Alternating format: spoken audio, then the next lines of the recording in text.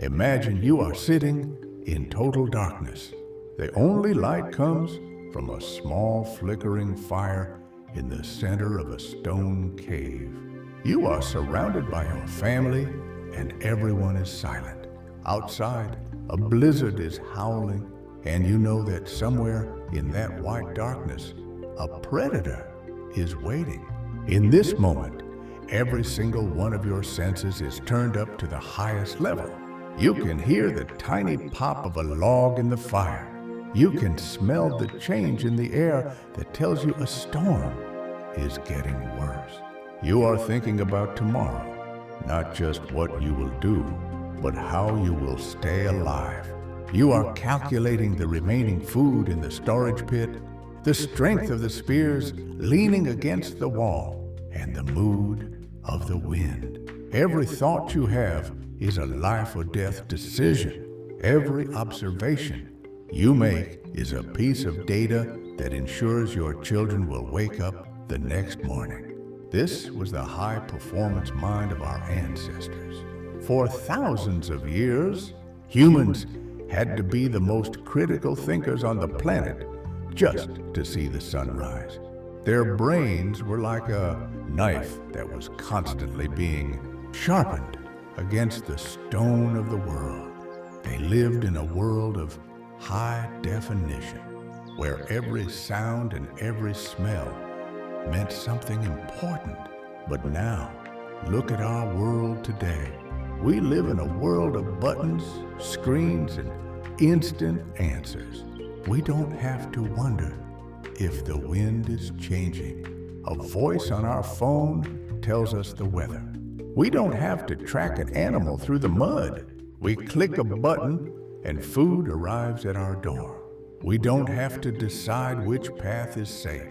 A glowing map tells us exactly where to turn. This is the story of how our brains, which were designed for the ultimate survival challenge, have slowly drifted into a state of autopilot. It is a story about the convenience, trap, and the mysterious reason why we seem to be losing our ability to think for ourselves. It is a journey into the history of the human brain to find out if we are getting softer because our world has become too easy. We are going to look at the massive gap between the person by the cave fire and the person with the smartphone.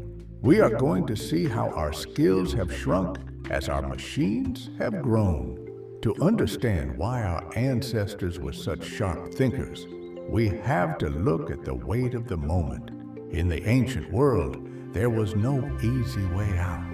If you wanted to eat, you had to understand the entire world around you. You had to be a master of biology to know where the deer went when the snow fell. You had to be a master of chemistry to know which plants could heal a wound and which ones would kill you. You had to be a master of psychology to work with your tribe without fighting, because being alone meant you were vulnerable. This required something called constant critical thinking. This doesn't mean they were solving math equations in their heads. It means they were always asking why and what if. They were constantly testing the world. They would look at a broken twig and ask if it was broken by the wind or by a hungry cat. They would look at the clouds and try to predict how many days of food they would need to save, because the price of being wrong was death. Their brains stayed in a state of high growth. They were always learning, always watching, and always ready. The first reason we are losing this sharpness is what we can call the energy-saving mistake. Our brains are designed to save energy whenever possible. In the past, thinking was a way to save energy later. If you could build a better trap today, you didn't have to run as far or work as hard tomorrow. But today, the world is so convenient that our brains have decided they don't need to do the heavy work anymore. We have outsourced our thinking to our machines. Think about your own day. When you want to know a simple fact, do you sit and try to remember it? Or do you look it up instantly? When you want to find a new place, do you look at the sun and the landmarks? Or do you follow a blue dot on a screen? Every time we let a machine make a decision for us, a little part of our thinking muscle goes for a nap. Over time, these naps become a long, deep sleep. We are becoming information consumers instead of knowledge builders. We take what we are told without checking if it is true, because checking requires mental energy that our lazy brain would rather save for something else. We also have to look at the loss of our sensory library. Our ancestors lived in a world where everything was felt, smelled, and heard. When they looked at a field of snow, they didn't just see white. They saw 1,000 different textures. They could tell by the way the light hit a drift if the snow was packed hard enough to walk on, or if it was soft and powdery like a trap. They could tell by the smell of the air if a rainstorm was coming from the sea or a blizzard was coming from the mountains. This constant stream of information from their eyes, ears, and noses kept the brain plugged into reality. Today, we live in a world that is very flat. We spend our time in rooms with perfect temperatures and flat, smooth walls. We look at screens that are flat and glossy. We have lost the intelligence that comes from touching the physical world. Because we aren't getting that rich stream of data from our senses, our brains have started to simplify everything. We see things in black and white. We lose the ability to see the fine details that are necessary for real thinking. We are like people trying to read a book in a very dark room. We can see the shapes of the words, but we have lost the deep meaning behind them. Another major factor is the death of silence and patience. In the ancient world, silence was the background of life. It was in the silence of the forest or the quiet of the cave that the deep thinking happened. When the world is quiet, the brain starts to talk to itself. It connects different memories, it plans for the future, and it asks the big questions. This is where creativity and deep thought are born. But in our modern world, silence has been chased away. We have a constant noise of notifications, music, videos, and news. We are never truly alone with our thoughts. Every time the brain starts to think deeply about something, a beat or a flash pulls us back to the surface. We are living in a state of partial attention. We know a little bit about 1,000 things, but we don't think deeply about anything at all. We have lost the patience of the thought.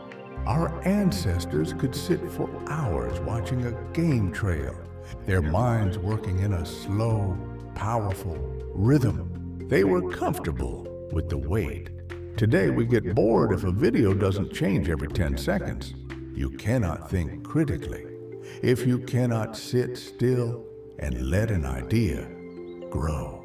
The connection of the hand is also disappearing. Our ancestors were makers. Everything they owned, they had built with their own fingers. They knew the logic of the material. If you are carving a bowl out of wood, you have to understand the grain of the tree. You have to know how much pressure to use and which direction to cut. This problem solving with the hands is directly connected to the problem solving of the mind. When we build things, we are teaching our brains how the world works. Today, most of us don't build anything. We buy things that are already finished, and if they break, we throw them away. We have lost the mechanical logic that our ancestors had. Because we don't understand how our things work, we lose the confidence to question how our world works. We become passive observers who assume that everything is magic or someone else's responsibility. We are becoming less capable of fixing our own lives because we have forgotten how to fix our own tools. One of the most dangerous parts of this change is what happens to our social intelligence. In the tribe, you had to be a master at reading people. You had to know who was lying, who was brave, and who was scared just by looking at their eyes or the way they stood by the fire. Your survival depended on your social map. This was a form of critical thinking applied to other humans. But today, most of our communication happens through a screen. We don't see the eyes. We see a profile picture. We don't hear the voice. We read the text. Because we have lost the physical feedback of human interaction, we have become much easier to trick. We lose the ability to spot a fake or a lie. We start to believe that everyone who disagrees with us is an enemy because we have lost the nuance of a face-to-face conversation. We are losing the empathy that kept the tribe together. And without empathy, our thinking becomes cold and destructive. We are becoming more lonely even though we are more connected. Because our brains weren't built for digital tribes. The safety paradox is another reason our minds are drifting. We are the safest humans to ever live. We don't have to worry about tigers in the bushes or starving in the winter. While this is a wonderful thing, it has an unexpected side effect. Without real danger, our fear instinct has nowhere to go. So it starts to look for fake danger. We become terrified of things that don't really matter, like what someone said about us on the internet, or a small change in our daily schedule. We spend all our mental energy worrying about these tiny things, leaving no room for the big, important thoughts. Our ancestors were brave because they had to be. Their fear was a tool that kept them alive. Our fear is a glitch that keeps us awake at night for no reason. When the brain is constantly in a state of fake panic, it cannot think clearly. It just reacts. It jumps at shadows instead of looking for the light. We are exhausting ourselves with worries that don't help us survive. And this exhaustion makes us even less likely to use our critical thinking. So, is the spark of genius gone forever? Have we officially become a species of sleepwalkers? The answer is no. The ancient brain is still there, hidden under the layers of modern convenience. It is the same brain that built the pyramids and mapped the stars. It is still inside you, waiting for a reason to wake up. We see it happen when people go out into nature and turn off their phones. Within just a few days, their senses start to sharpen. Their thinking rhythm slows down and gets deeper. They start to notice the fine details again. They start to ask why and what if. The thinking muscle is like any other muscle. It gets weak if you don't use it, but it gets strong again as soon as you start to work out. The problem isn't that our brains have changed. It's that our environment has stopped challenging us.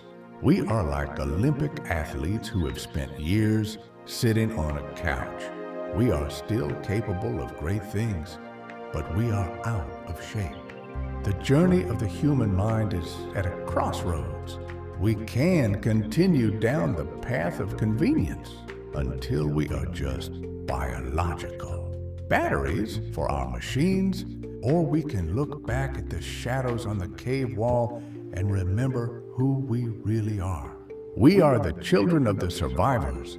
We are the descendants of the people who stood in the freezing dark and realized that a clever plan was more powerful than a strong tooth. We are the ones who turned the end of the world into a new beginning. We have the most powerful tool in the history of the universe, sitting right behind our eyes, and all we have to do is turn it on. We have to choose to be the masters of our tools instead of their servants. We have to reclaim the silence, the patience, and the effort that made us human in the first place. As you drift off to sleep tonight, try to imagine that you are back by that ancient fire. Forget the buttons and the screens for a moment. Listen to the internal silence of your own mind. Feel the weight of your own thoughts. You are not a sleepwalker. You are a thinker. You are a creator. You are the guardian of a spark that has been burning for 30,000 years. Don't let the convenience of the world put that fire out. The primal sharpness is still there, in the way you dream, in the way you wonder, and in the way you care.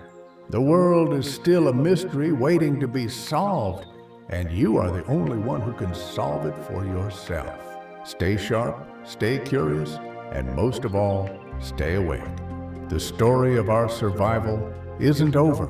It has just moved from the snow to the mind.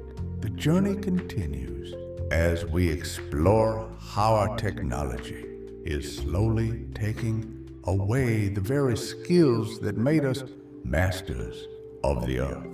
We will look at how we lost the map in our heads, how we lost the strength in our hands, and how we lost the connection to our neighbors. But we will also find the way back. We will find the tools to wake up the sleeping brain and reclaim our place as the sharpest thinkers in nature. The fire is still burning, even if it is just a small ember. It is time to blow on that coal and make it a flame once more. The morning is coming, and it is time to open our eyes and see the world for what it really is. We are the survivors of the frost, and we are ready to become the masters of the future. The path is long, but we are walking it together.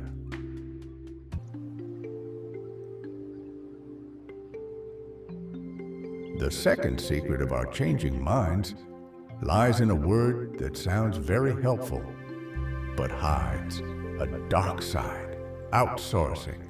In our modern world, we have learned to outsource almost everything. We outsource our chores to machines, our entertainment to screens, and now we are outsourcing our very thoughts to computers and artificial intelligence. To understand why this is shrinking our survival skills, we have to look at what happens to a part of the body when it is no longer used. If you put your arm in a cast for a month, the muscles will get smaller and weaker. The body is very efficient. If it doesn't need a muscle to move, it stops sending energy to that muscle. Our brain works in the exact same way. If we stop using certain parts of our brain because a machine is doing the work for us, those parts of our brain literally start to shrink. We are trading our natural instincts for digital tools, and the price is much higher than we realize. The best example of this is the map in our heads. For thousands of years, humans were master navigators. Our ancestors didn't have paper maps, and they certainly didn't have GPS. They navigated using something called a mental map. They would look at the position of the sun, the way the moss grew on the trees, the smell of the wind, and the shape of the hills on the horizon. This required a huge amount of brain power. A specific part of the brain, called the hippocampus, was like a giant library where these maps were stored. In fact, scientists have studied people who have to navigate complex cities without maps, and they have found that their hippocampus is actually larger and more developed than the average person's. Our ancestors had a superpowered sense of direction because their lives depended on it. If they got lost, they died. But today, we have outsourced our sense of direction to a blue dot on a glowing screen. When you want to go somewhere, you don't look at the world around you. You look down at your hand. You listen to a voice telling you when to turn left and when to turn right. Because you aren't doing the work of navigating, your brain stops building that mental map. You could drive the same road 100 times with a GPS and still not know how to get home if your phone died. You are blind to the landscape because you are focused on the machine. Scientists are now finding that because we use GPS so much, our hippocampus is starting to get smaller. We are losing the physical part of our brain that helps us understand our place in the world. We are losing the ability to find our way home in the dark, a skill that our ancestors used every single day. This outsourcing doesn't stop with maps. It has moved into our memory as well. We call this the Google effect. Because we know that we can look up any fact in a second, our brains have decided that it is no longer worth the energy to remember things. We don't remember phone numbers, we don't remember dates, and we don't remember the stories of our past. We have moved our memory from our heads to a hard drive in a pocket. We are getting smarter because we have all the world's information at our fingertips. We are actually becoming more fragile. If the internet went away for a day, most people wouldn't know how to cook a simple meal, how to fix a basic tool, or how to identify a poisonous plant. Our knowledge is no longer inside us. It is something we rent from a company. Our ancestors carried an entire encyclopedia of survival wisdom in their minds. They were their own libraries. We are just users of a library we don't own. Technology also shrinks our skills by taking away the hard way. There is a deep relationship between effort and learning. When something is hard to do, your brain pays more attention. It builds stronger connections between its nerves. If you have to spend an hour trying to start a fire with 2 sticks, you learn everything there is to know about wood, friction, and wind. You become a master of fire. But if you use a lighter, you learn nothing. You just push a button. This is the convenience trap. Because everything is a button push away, we never reach the level of mastery. We have 1,000 shallow skills, but no deep ones. We know how to use the result of a process, but we don't understand the process itself. This makes us helpless when the machine breaks. We are a species of button pushers, living in a world built by masters. And as the masters die out, we are left with a world we don't know how to maintain. The impact of this shows up most clearly in our critical thinking. Critical thinking is the ability to look at information and ask, is this true? How do I know? What am I missing? In the past, this was a survival skill. If someone said there was a herd of bison over the next hill, you had to decide if they were telling the truth or if they were mistaken.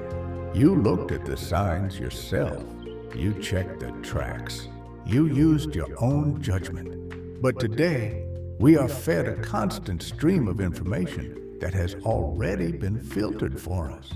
Algorithms, the hidden math inside our apps, decide what we see and what we hear. They show us things that make us feel good or things that make us angry, because that keeps us looking at the screen. We have outsourced our judgment to a piece of software.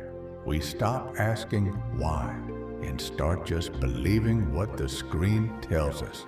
We are losing the filter in our minds that separates truth from lies. Even our bodies are suffering from this outsourcing. Our ancestors were incredibly physically intelligent. They knew exactly how to move their bodies to jump across a stream, climb a tree, or throw a spear with perfect accuracy.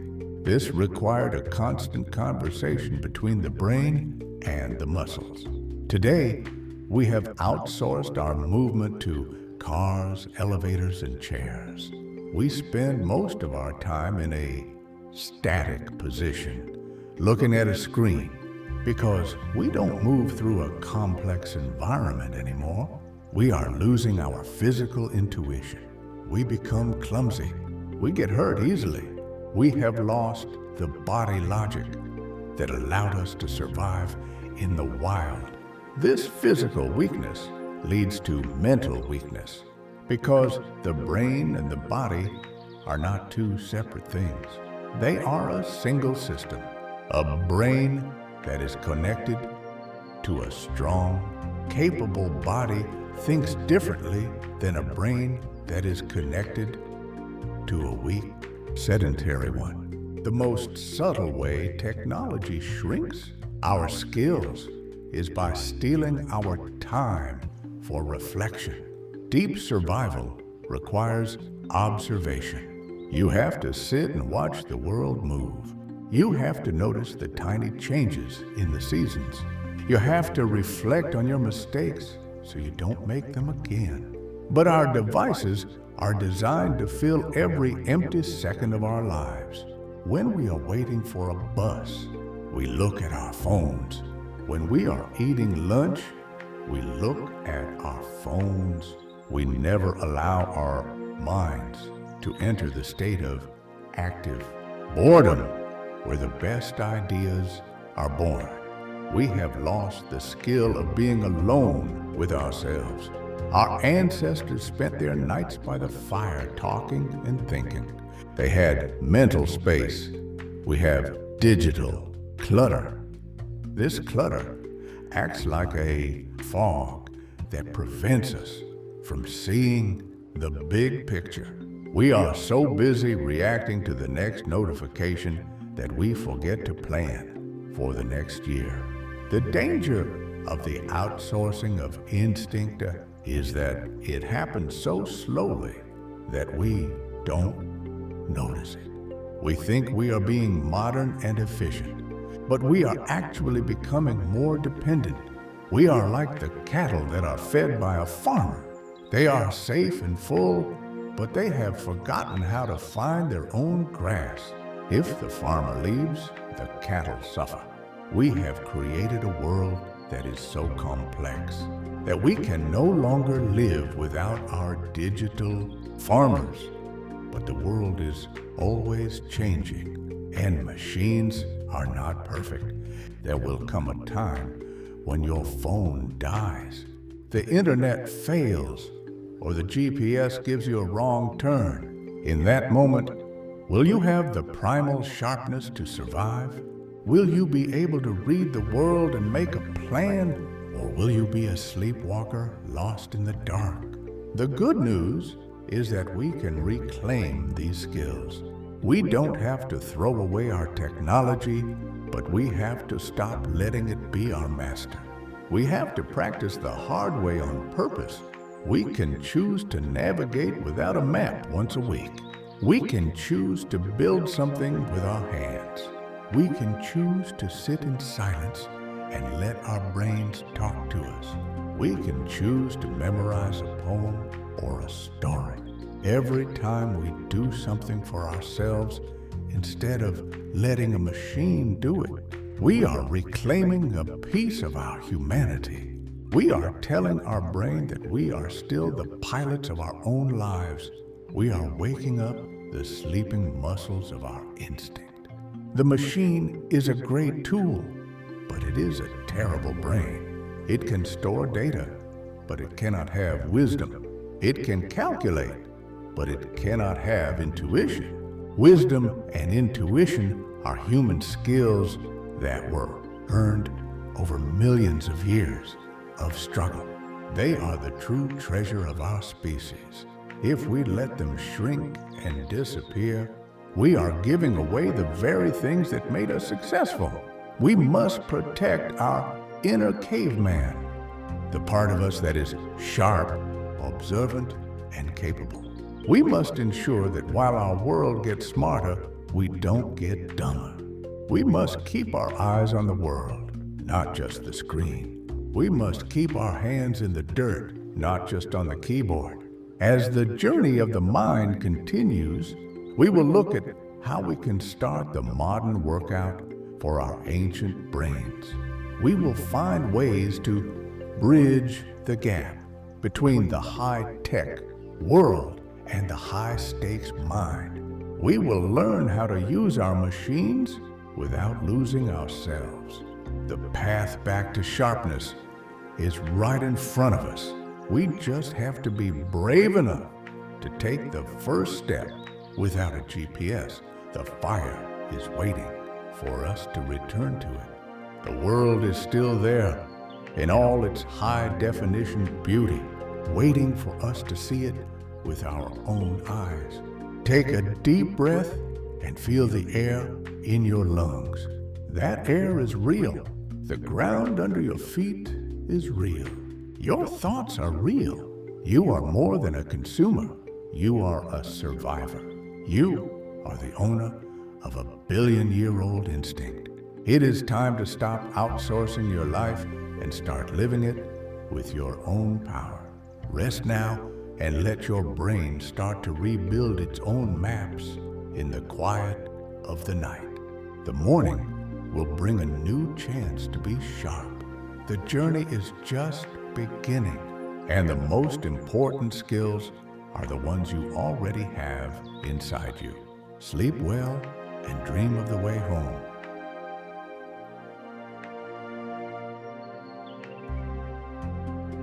Imagine you are sitting by a small fire 30,000 years ago. In your hands, you are holding a piece of dark, shiny volcanic glass called obsidian. You aren't just holding it, you are studying it. You are looking for the hidden lines inside the stone. You are feeling the weight and the temperature of the rock. In your other hand, you have a piece of heavy reindeer antler. You take a deep breath, and with a very specific, careful flick of your wrist, you strike the edge of the stone. A tiny, razor-sharp flake falls into your lap. You do this again and again for 3 hours. Your fingers are sore. Your eyes are tired from focusing in the dim light, and your mind is completely locked onto the task. You are making a knife, but you are doing something much more important than that. You are building your brain. Every time your hand solves a physical problem, like how hard to hit the stone or which angle to use, your brain is growing new connections.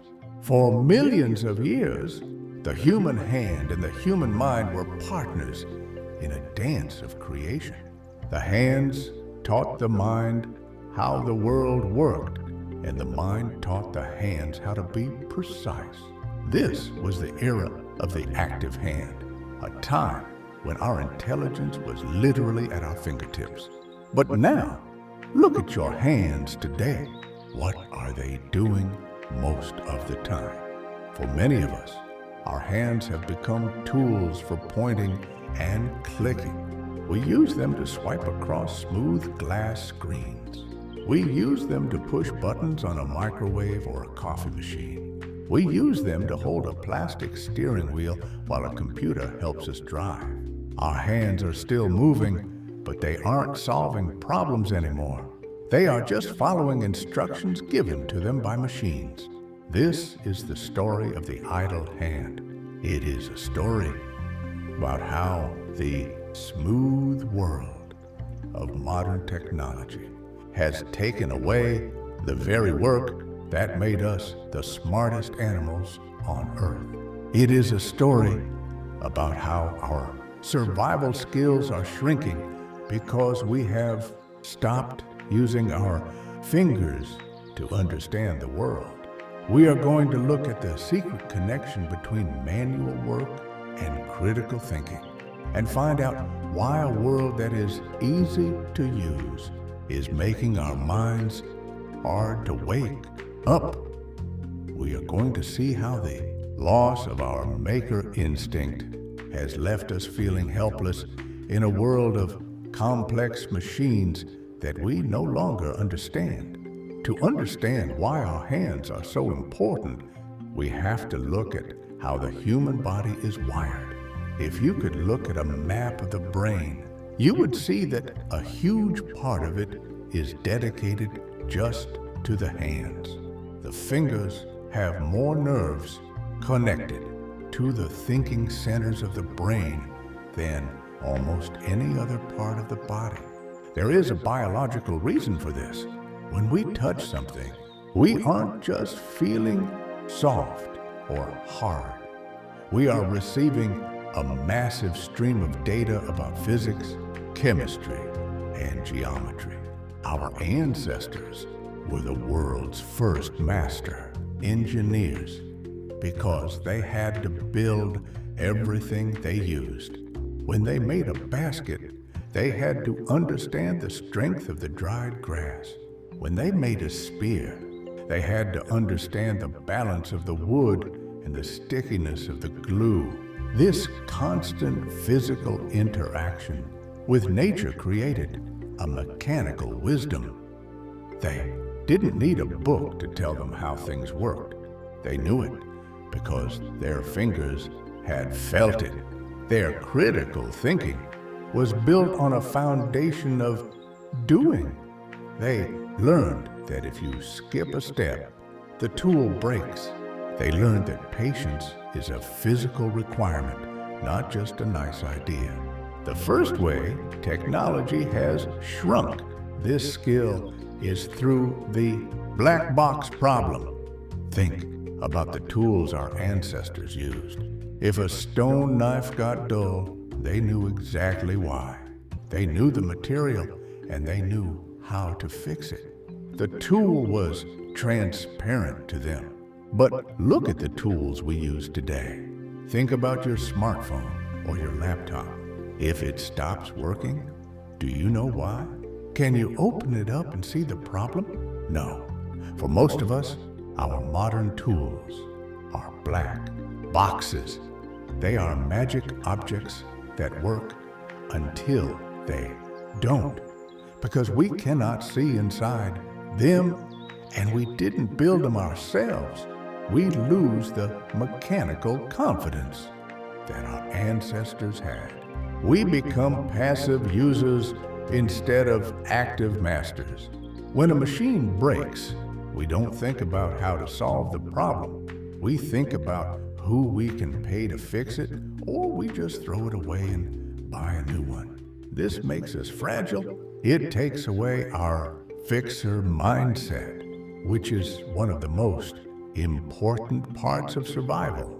We have replaced understanding with purchasing, and our brains are losing the ability to think through physical problems. The second reason our skills are shrinking is the loss of mastery. In the past, becoming a master at something, like tanning a hide or carving a bough, took years of practice. This practice was a form of mental weightlifting. It taught the brain how to stay focused on a long-term goal. It taught the person how to learn from their mistakes. When your hand slips and ruins a piece of leather, your brain feels the sting of that mistake. You adjust, you try again. This feedback loop between the hand, the eye, and the brain is how critical thinking is polished. But today, technology is designed to be user-friendly. This sounds good, but user-friendly often means no skill required. We have apps that beautify our photos automatically. We have spell checkers that fix our words, so we don't have to learn how they are built. We have machines that do the cutting, the mixing, and the measuring for us.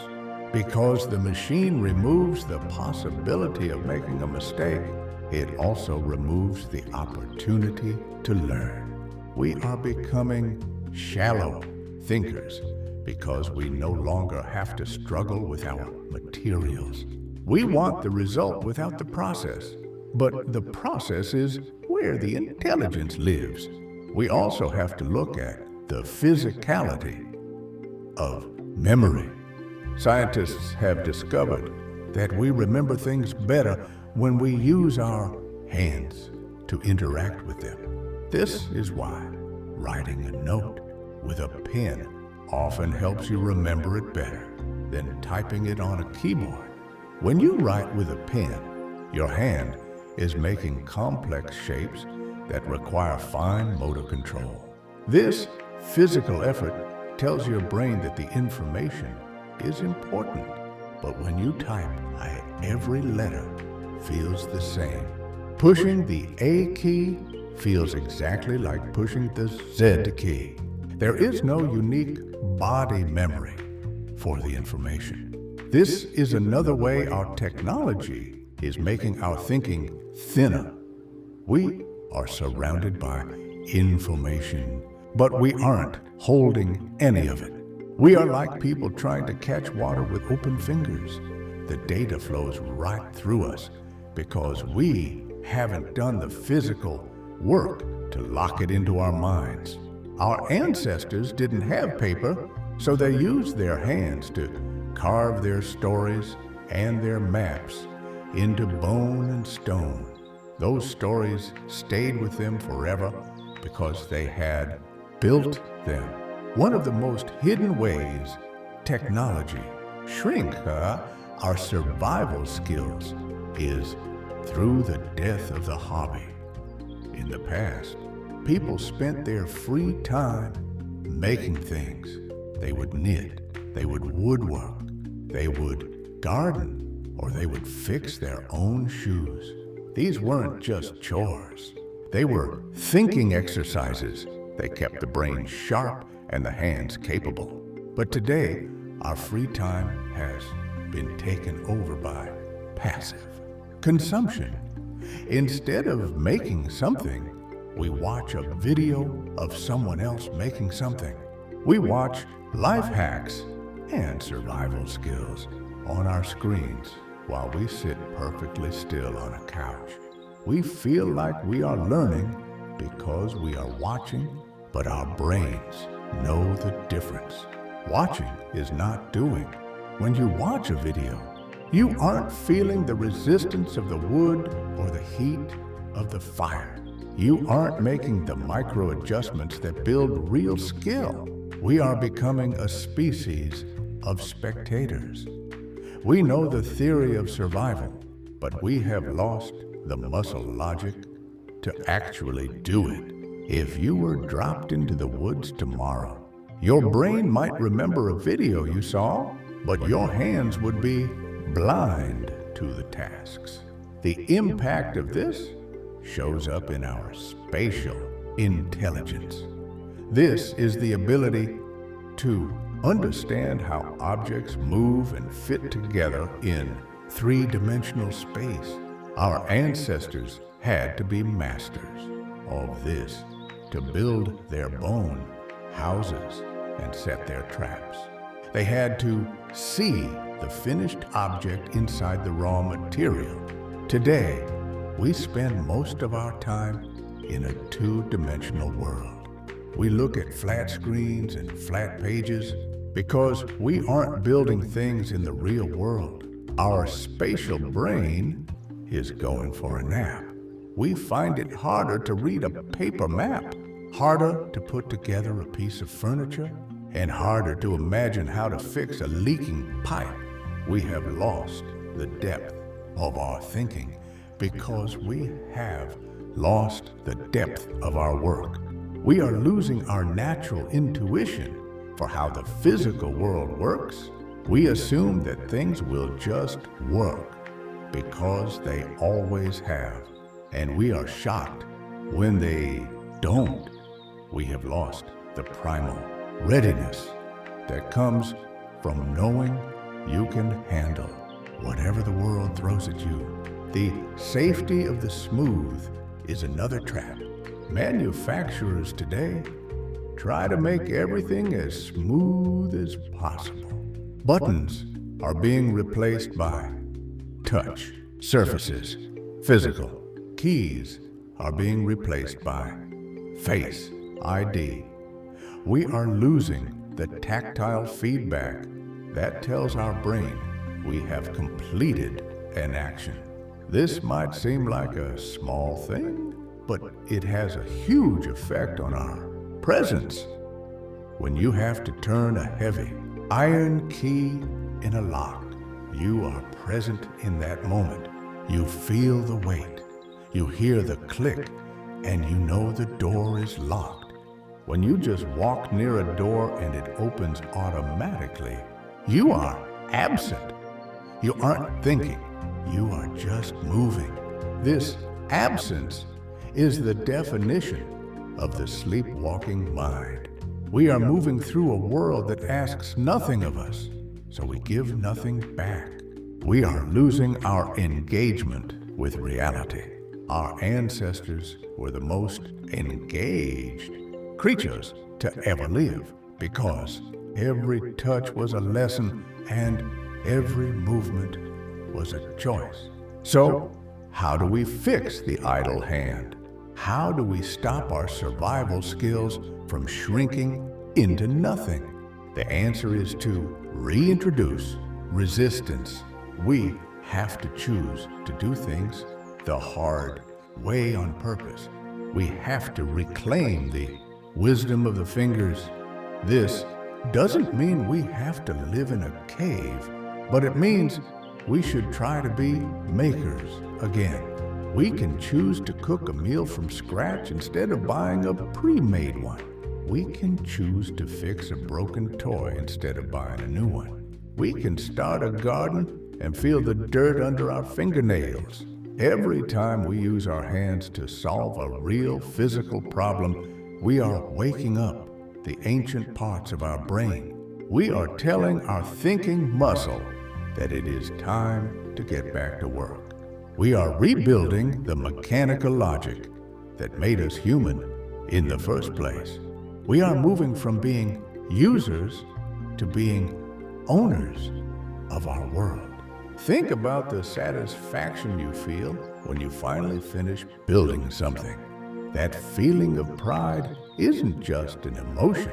It is your brain celebrating a skill victory. It is the same feeling the first stone tool maker felt 30,000 years ago. It is the feeling of self-reliance. When you know how to use your hands, the world feels less scary. You aren't at the mercy of the machines. You know that if things go wrong, you have the manual intelligence to find a way out. This confidence is the foundation of real critical thinking. It allows you to look at a problem and say, I can figure this out, because you have a history of figuring things out. You have a library of success stored in your muscles. We must protect this library with everything we have. We must ensure that our children know how to use a hammer as well as they know how to use a tablet. we must keep the hand-mind connection alive. As you drift off to sleep tonight, look at your hands. Think about all the things they have done today. Think about the smooth world they have touched and the digital fog they have navigated. Then try to imagine them doing something hard. Imagine the feeling of rough bark, the weight of a heavy stone, or the precision of a needle and thread. Your hands are the most advanced tools in the universe. They are the antennas for your brain. Don't let them go to sleep. Tomorrow, try to give them a task that requires them to think, build something, fix something, or just touch the world with attention. Reclaim your maker instinct and watch how your mind starts to sharpen. The gap between the ancient genius and the modern sleepwalker can be closed, but it starts with a single physical act of creation. The journey of the mind continues.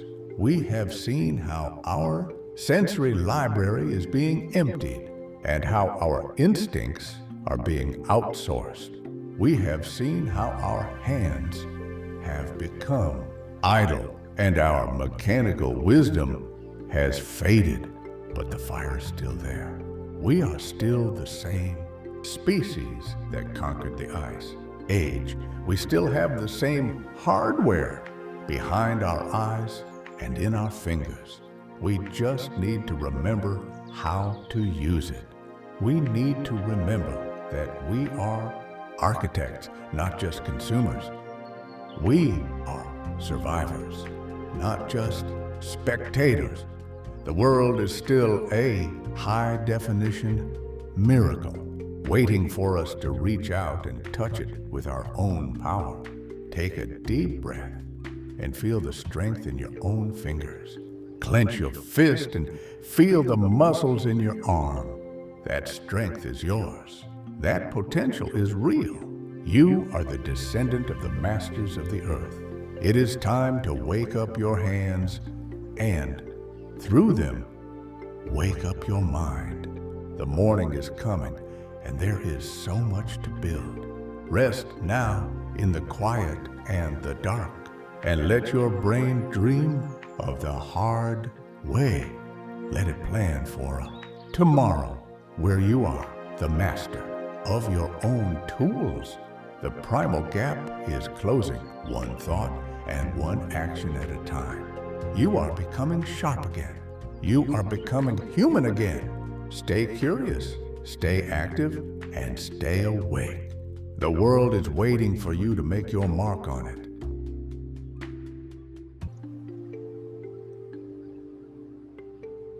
Imagine you are sitting around a flickering fire 30,000 years ago.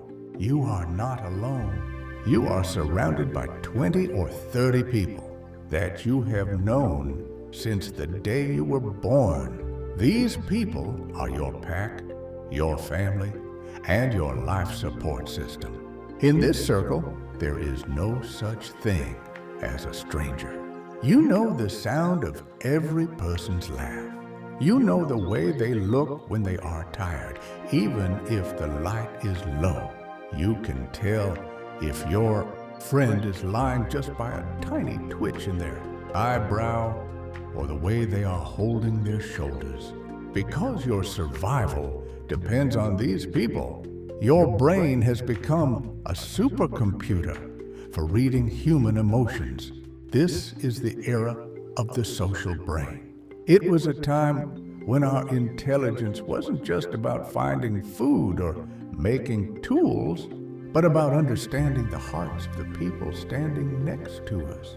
Our ancestors were masters of the unspoken language, the secret signals that tell us who to trust and who to fear. But now, look at how we talk to our pack today. For many of us, our tribe is a collection of names and pictures on a glowing screen. We spend hours scrolling through the lives of people we have never met. We talk to our friends by typing words with our thumbs.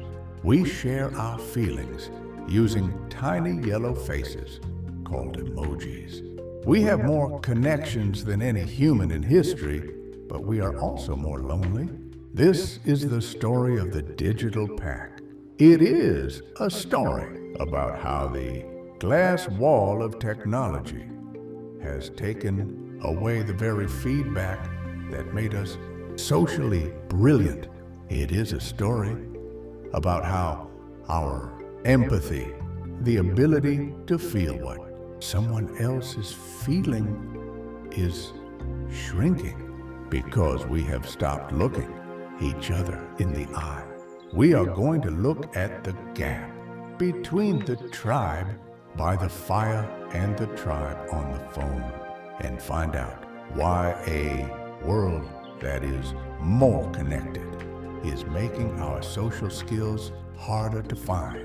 We are going to see how the loss of real physical presence has left us confused and easily tricked by the machines that run our social lives.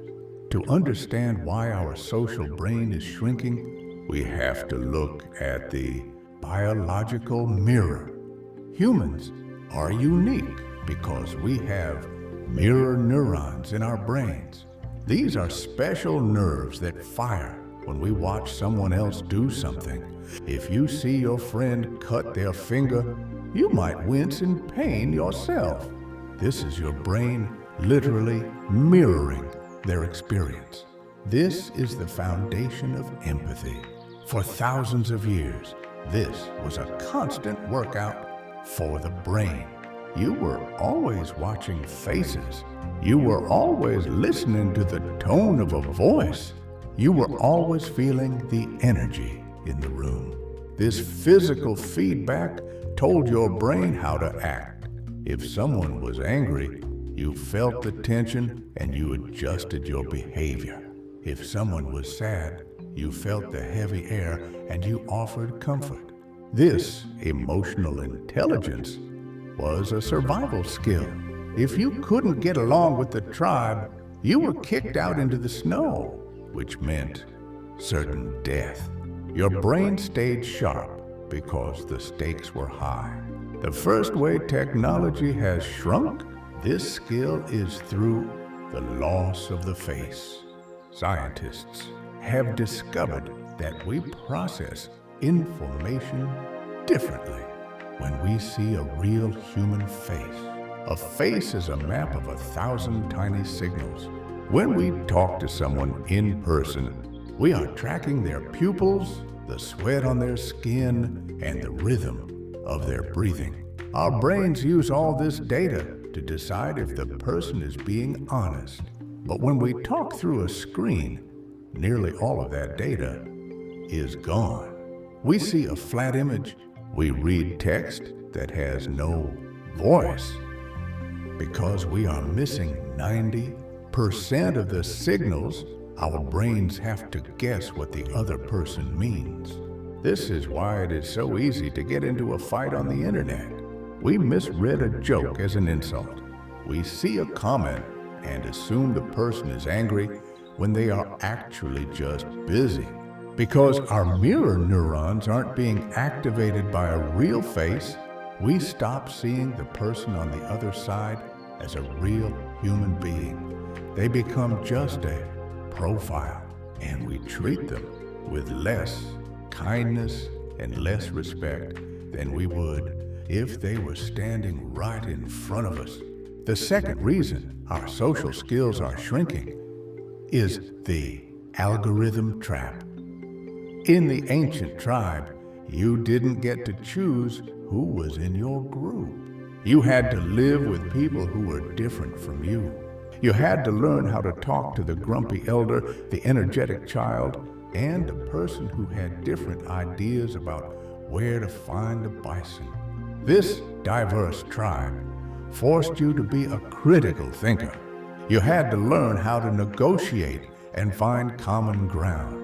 But today, our digital pack is built by math, algorithms, the hidden instructions. inside our apps are designed to show us only the things and the people we already like. They put us into echo chambers. If you like a certain idea, the machine shows you 1,000 other people who like that same idea. You never have to talk to someone who disagrees with you because we are never challenged. Our social muscles get weak. We lose the ability to handle a difficult conversation. We become fragile in our thinking. When we finally do meet someone who is different, we don't know how to listen. We just see them as an enemy. We have traded the complex tribe for a digital bubble, and our intelligence is suffering because of it. We also have to look at the anonymity mask. For most of history, your reputation was your most valuable possession. In a small tribe, if you were a liar or a bully, everyone knew it. You couldn't hide. This social accountability kept people honest and fair. It forced you to think about the consequences of your actions. But on the internet, we can wear a mask. We can use fake names and hide behind a screen. This digital courage allows people to say things they would never dream of saying to someone's face. It breaks the social contract because we can exit a conversation or block a person with a single click. We never have to do the hard work of fixing a relationship. We have replaced conflict resolution with deleting. This makes us socially immature. We are becoming like children who take their ball and go home as soon as the game gets hard. We are losing the grit that is required to build a real community. The comparison poison is another way our minds are drifting. Our ancestors compared themselves to the people in their circle. If your neighbor was a better hunter, you tried to learn from them. The comparison was local and realistic. But today, we compare our behind-the-scenes lives to everyone else's highlight reel. We see pictures of people on perfect vacations, eating perfect food, and looking perfectly happy. Our brains aren't built to understand that these pictures are fake or filtered. We feel like we are failing because our real life is messy and theirs looks clean. This constant state of social anxiety takes up all our mental energy. Instead of thinking about how to solve problems or create things, we spend our time wondering why we aren't liked as much as someone on a screen. This status hunger is a glitch in our ancient brain. We are starving for likes, the way our ancestors starved for meat. But the likes don't actually feed us. They just leave us feeling more empty and less capable of real connection. The death of local wisdom is a major factor as well. In the past, you learned how to live from the people around you. You watched the elders. You listened to the stories of the people who had survived the last big storm. This intergenerational learning was the backbone of critical thinking. You were getting information that had been tested by time and reality. But today, we get our wisdom from influencers and strangers on the internet. We listen to people because they are loud or famous, not because they are wise or experienced. We have lost the filter of proximity. We trust a stranger on a screen more than we trust our own neighbor. Because this information isn't grounded in our real lives, it is often useless or even dangerous. We are losing our common sense because we are filling our heads with digital junk. Food. We know the gossip of people thousands of miles away. but we don't know if the person living next door to us is hungry or sick.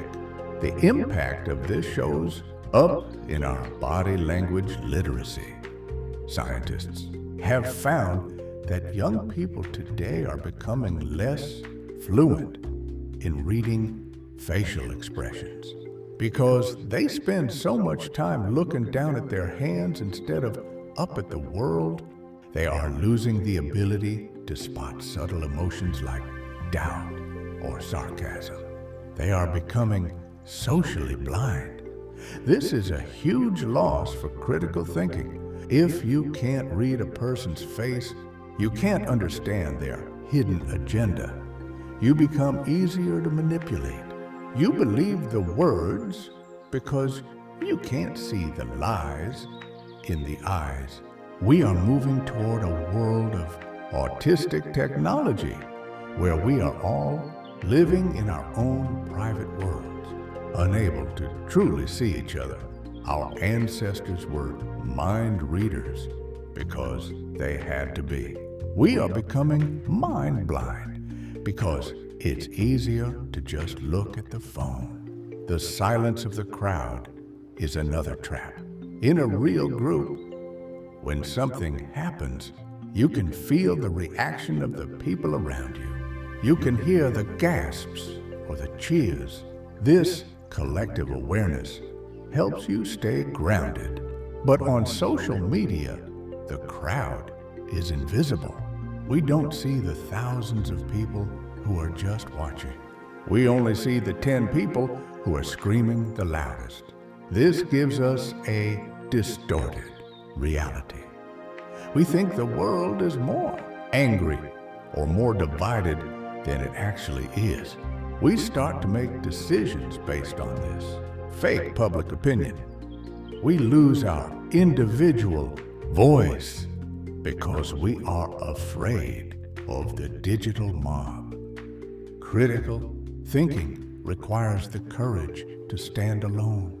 But the digital pack makes us more afraid of standing out than ever before. We are becoming sheep in a digital field, following the loudest voice because we can't see the rest of the flock. So, how do we fix the digital pack? How do we stop our social intelligence from shrinking? The answer is to reintroduce the physical. We have to choose face time over screen time on purpose. We have to reclaim the circle of the fire. This doesn't mean we have to delete all our apps, but it means we should treat them as tools, not as life. We can choose to walk to a friend's house instead of sending a text. We can choose to have a dinner where the phones are left in another room. We can choose to talk to the stranger at the bus stop instead of looking down at our lap.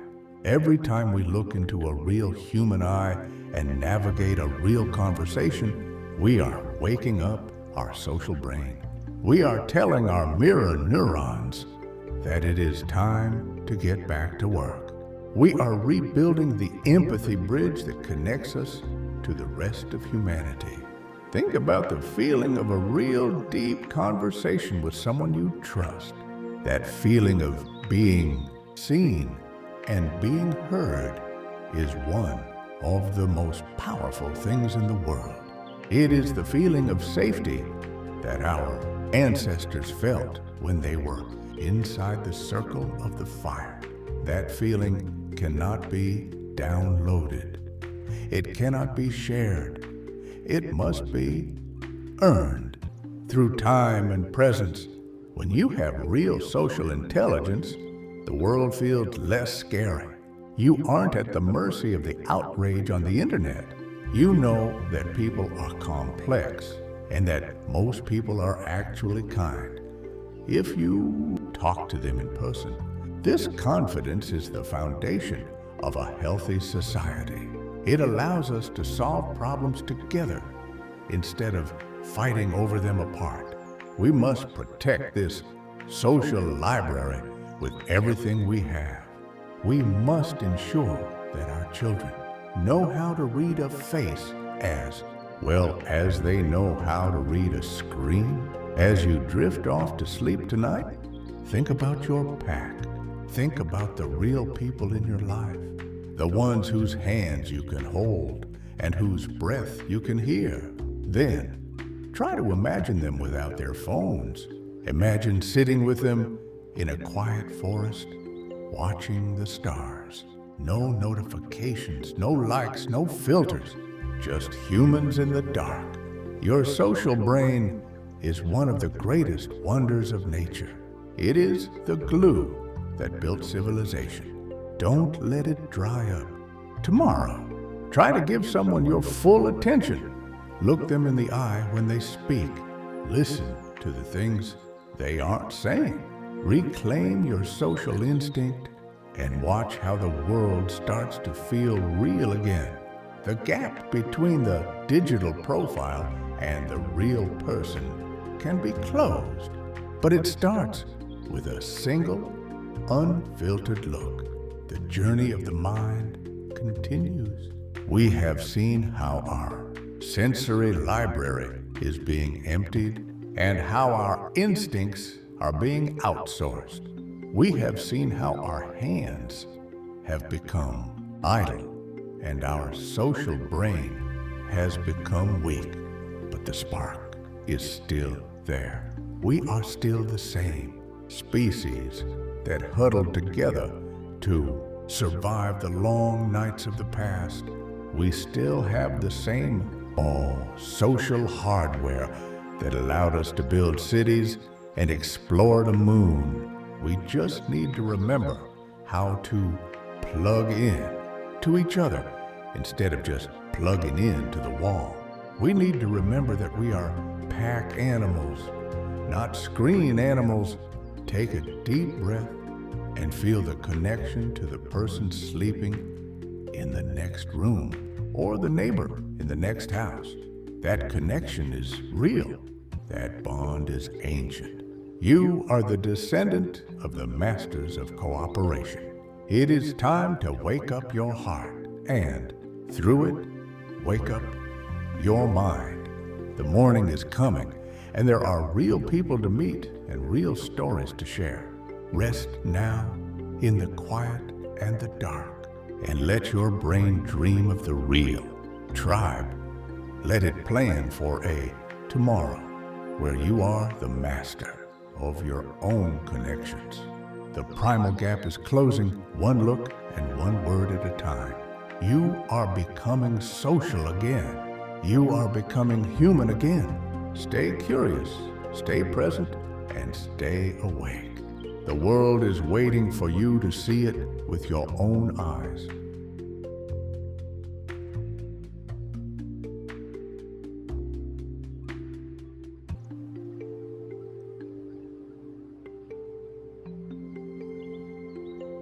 Imagine you are waking up as the sun touches the horizon. You don't reach for a phone. You don't check for messages. You don't look at a screen to see what the weather is. Instead, you step outside. You feel the cold air on your skin, and you know exactly what kind of jacket you need. You look at the clouds, and you see the rain coming before it starts. You listen to the birds, and you can hear the difference between a happy song and a warning cry. You feel a deep sense of calm because you trust yourself. You aren't a servant to your machines. You are the master of your own life. You are what we call a deep human. This is the final part of our journey, the story of the new awakening. It is a story about how we can take everything we have learned about the ancient mind in the modern world to build a better future. It is a story about reclaiming our attention, our skills, and our humanity. We are going to look at the practical ways to bridge the primal gap and find out how a person living in the world of high tech can still have the high stakes mind of a survivor. We are going to find the way back to the fire. To understand how to wake up our brains, we have to understand that the human mind is like a garden. If you don't water it, it dries up.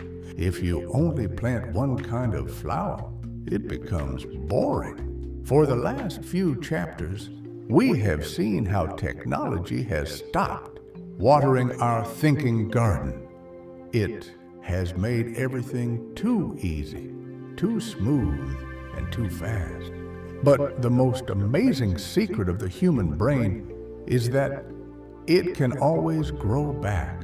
Scientists used to think that the brain stopped changing when you became an adult. But now we know that is wrong. The brain is always changing based on what you do with it. If you start using your hands, the parts of your brain that control your fingers will get bigger. If you start navigating without a map, your internal library will start to rebuild itself. You are never stuck as a sleepwalker. You have the power to rewire yourself starting right now. The first step to this new awakening is a very simple but very difficult choice. You have to choose the hard way on purpose. In our modern world, the easy way is the default setting. It is the path of least resistance. It is the button, the swipe, and the shortcut. To wake up your ancient brain, you must introduce intentional resistance. This means doing things that are a little bit uncomfortable or a little bit difficult. Think about the feeling of a cold shower or a long walk in the rain. Your modern mind wants to avoid these things because they feel like problems. But your ancient mind thrives on them. When you are a little bit cold or a little bit tired from physical work, your brain turns on its high performance mode. It starts to pay attention to the world again. This is the modern workout for the ancient brain. You don't need to move into a cave to do this. You just need to look for the hard way in your daily life. Choose to cook a meal from raw ingredients instead of putting a box in the microwave. Choose to walk to the store instead of driving. Choose to read a long book instead of scrolling through short videos. Every time you choose the effort over the ease, you are telling your brain that it is time to wake up and get back to work. The second secret to becoming a deep human is reclaiming your attention. We live in a world that is designed to steal our focus. Every app and every website is a trap built to keep you looking for just one more second. This constant jumping from one thing to another has ruined our deep attention. Our ancestors had the ability to sit for hours in total silence, watching the shadows and waiting for a sign. They had mental stamina. To get this back, we have to practice being bored. Boredom is not a bad thing. It is the waiting room for great ideas. When you are bored and you don't reach for a screen, your brain starts to look inward. It starts to connect your memories. It starts to solve the problems you didn't even know you had. This is where critical thinking is born. Try to spend 20 minutes every day doing absolutely nothing. Don't listen to music, don't talk, and don't look at a screen. Just sit and watch the world. At first, it will feel itchy and annoying. But after a while, the digital fog will start to clear. You will start to hear your own thoughts again. You will start to notice the fine details of the room or the trees outside. You are rebuilding your sensory library one quiet moment at a time. We also have to fix the idle hand that we talked about in Chapter 3. To be a deep human, you must be a maker. You must have a physical connection to the world. There is a special kind of intelligence that can only be found in the fingers. When you build a piece of furniture, knit a scarf, or fix a leaky pipe, you are learning the laws of reality. You are seeing that actions have consequences. You are seeing that shortcuts lead to failure. This physical feedback is the best teacher for critical thinking. It teaches you to be honest with yourself. You can't lie to a piece of wood. If you cut it wrong, it's wrong. This material truth is a powerful medicine for a world filled with digital lies. When you know how things work in the real world, you become much harder to trick in the virtual world. You start to look for the mechanics behind everything. You become a person who asks, how is this built? Instead of just, how do I use it? This shift from consumer to creator is the most important part of the new awakening. It gives you a sense of primal confidence that no app can ever provide. One of the most beautiful parts of becoming a deep human is reclaiming our social brilliance. In Chapter 4, we saw how the digital pack has made us lonely and easy to anger. The fix for this is physical presence. We have to spend time in the same room as other people without screens in our hands. When you sit with a friend and look them in the eye, your mirror neurons are getting a full workout. You are learning the unspoken language of the face and the voice. You are rebuilding the empathy bridge. This social intelligence is a form of critical thinking that helps you understand the world through other people's eyes. It makes you a better listener and a more compassionate neighbor. We must remember that the social contract was signed in the light of the fire, not the light of the phone. Real community requires grit. It requires the patience to deal with people who are different from us. It requires the courage to apologize and the kindness to forgive. By building real local tribes, we are protecting ourselves from the digital mob. We are creating a safe space where we can think for ourselves and look out for each other. To bridge the primal gap, we also have to change how we use our tools. Technology is not the enemy, but it is a greedy servant. It wants to do everything for you, but you must learn to say no.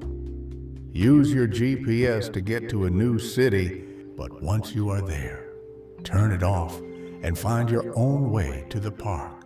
Use the internet to find a fact, but then sit and think about what that fact means for your life. Use social media to send a message, but then meet that person for a real coffee. This is called intentional technology. It means you are the pilot, and the machine is just the engine. You decide when to turn it on and when to turn it off. This balance allows you to have the benefits of the modern world without losing the sharpness of the ancient one. You are living in dual reality. You have one foot in the high-tech future and one foot in the high-stakes past. This makes you a complete human, someone who is capable of using a computer, but also capable of surviving a week in the woods. You are no longer a specialist who only knows how to push buttons. You are a generalist who understands the big picture. The final lesson of the Primal Gap is about the power of the big questions. Our ancestors were philosophers because they had to be. They had to wonder why the sun moved and where the rain came from. They had to find meaning in the struggle. In our modern world, we are so busy answering small questions, like what to buy or what to watch, that we have forgotten the big ones. To wake up your mind, you must start wondering again. Look at the stars and feel how small you are. Look at a tiny seed and wonder how it knows how to become a tree. Think about your own death and let it remind you to live with purpose. This sense of wonder is the spark of genius. It is the thing that makes us more than just biological machines. It is the reason we paint, the reason we sing, and the reason we love. When you live with wonder, you are always thinking critically, because the world is always a mystery that needs to be solved. You are always alert, always curious, and always alive. As you drift off to sleep tonight, I want you to feel the weight of your own potential. You are the owner of the most incredible piece of technology in the history of the universe, the human brain. It has been tested by ice, by fire, and by time. It has survived the greatest challenges imaginable. And it is sitting right there behind your eyes, waiting for you to use it. Don't let the convenience of the world lull you back into a deep sleep. Don't let the noise of the screen drown out the song of your own instinct. You are a survivor. You are a creator. You are a deep human.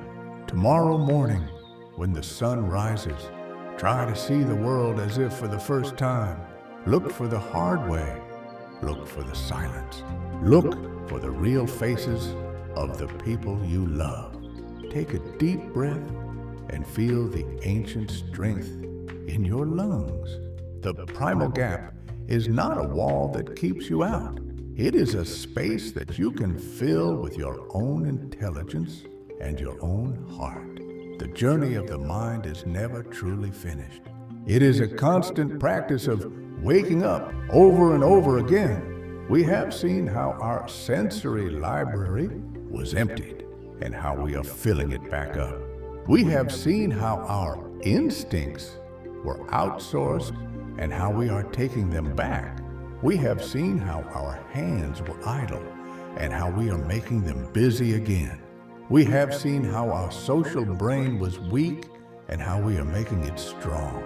We have found the balance. We have found the path. We have found ourselves. The fire is burning bright now. It is no longer just a small coal.